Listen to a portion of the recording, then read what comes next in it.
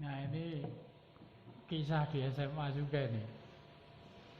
Jadi waktu saya sekolah itu jembatan Perican itu kan putus, ya kan. Sehingga kami yang rumahnya di seberang sungai sana satunya itu kesulitan karena oplet itu tidak bisa melintasi jembatan orang rusak itu. Akibatnya memang banyak penumpang yang menumpuk di situ dan menunggu giliran untuk pergi.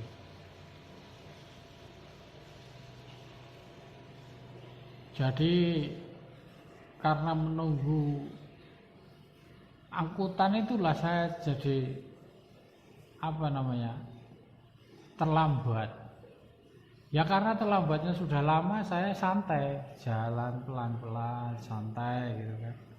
Wong cepet-cepet juga telat, ya santai aja kan gitu.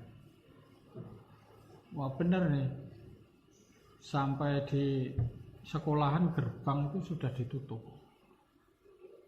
Ternyata itu banyak orang yang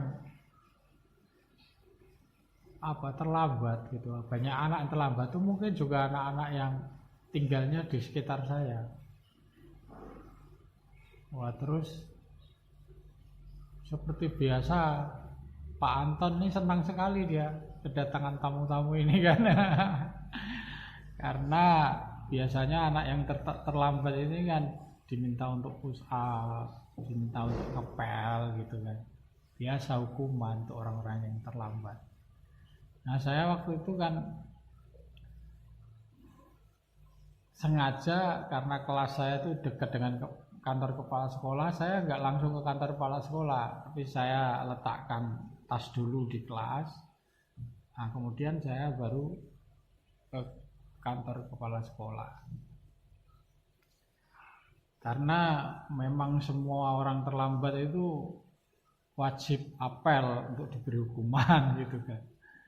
Nah di sana saya datang itu orang sudah diminta push up, dihukum dia kan, disuruh push up. Nah, saya iseng-iseng hitung 1, 2, 3, 4, 5 kan gitu kan. Nah, Pak Anton sendiri waktu itu nggak tahu kalau saya itu juga terlambat gitu loh. Karena saya datang pada saat anak-anak dihukum, saya ngitung-ngitung gitu, Pak Anton tuh diem aja gitu. Dia nggak begitu menyadari kalau saya ini juga terlambat gitu kan. Tapi sayangnya itu ada Bu Ratna. Nah, Bu Ratna ini kan waktu saya masuk kan dia tahu kalau saya itu terlambat kan. Otomatis dia teriak sama Pak Anton, "Duh, ini siapa ini April ini kan? Tadi terlambat juga anak ini Pak," katanya. Aduh, mampus saya. Saya sudah senang nggak dihukum gara-gara Bu Ratna, akhirnya semua orang pergi, saya disuruh ngepel WC. Aduh, sendirian saya ngepel toilet di sekolahan gara-gara terlambat tuh. Ya. Habis selesai ya kan pelajaran, kebetulan gurunya itu Pak Uji yang ngajar kan. Saya masuk, terus Pak Ujinya ngomong sama saya, "Kok dari tadi kamu di luar?" katanya gitu. Nggak ikut pelajaran saya, kenapa? "Maaf Pak, saya terlambat Pak, ini tadi dihukum di luar." Lah sudah terlambat kok, jalannya santai, legat-legot kayak cacing begitu. Nah, mulai saat itulah saya dipanggil cacing sama teman-teman saya di sekolah, gara-gara terlambat, jalannya masih santai-santai kayak cacing. Sayang Pak Uji ini sudah tiada ya. Saya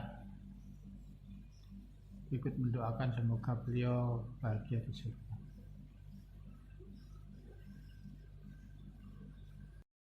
ini waktu di SMA ini di St. Louis. Waktu kita itu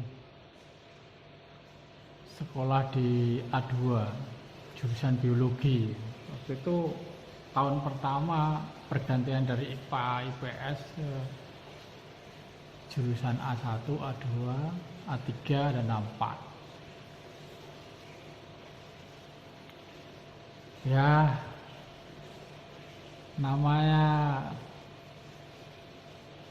bocah geblek orang kerjaan ya. Saya, YB sama Yani Dujatmiko ini bolos itu loh. Ya, itu saya diajarin bolos pertama itu ya sama si Yani dan YB itu. Lari kita ke Sanggungan.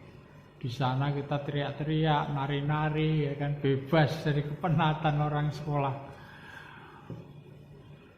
Terus lagi enak-enak kita tongkrong di dekat kawat berduri yang ngelilingi Bukit Sanggung itu, di bukit di atas sekolah kita itu.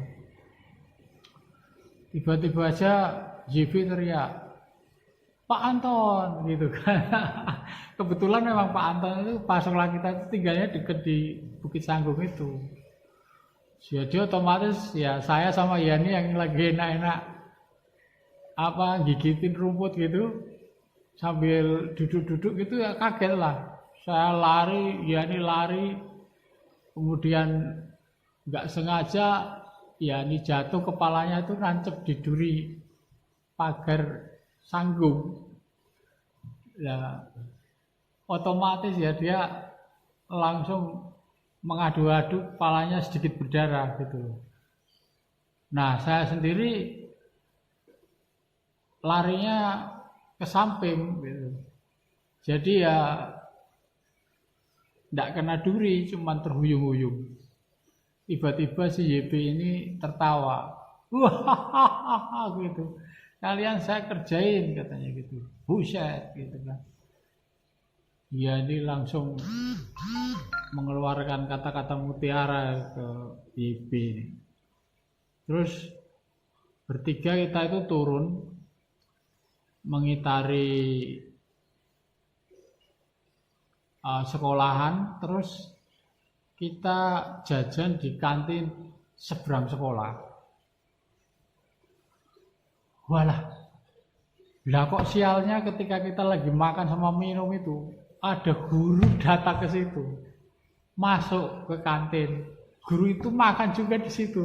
Mungkin karena belum sarapan ya, belum dikasih makan sama istrinya di rumah, dia sarapan di situ.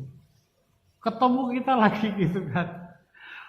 Mau lari juga udah tidak mungkin, kita lagi makan kan gitu kan. Terus akhirnya kita sama-sama mengucapkan salam ke guru itu.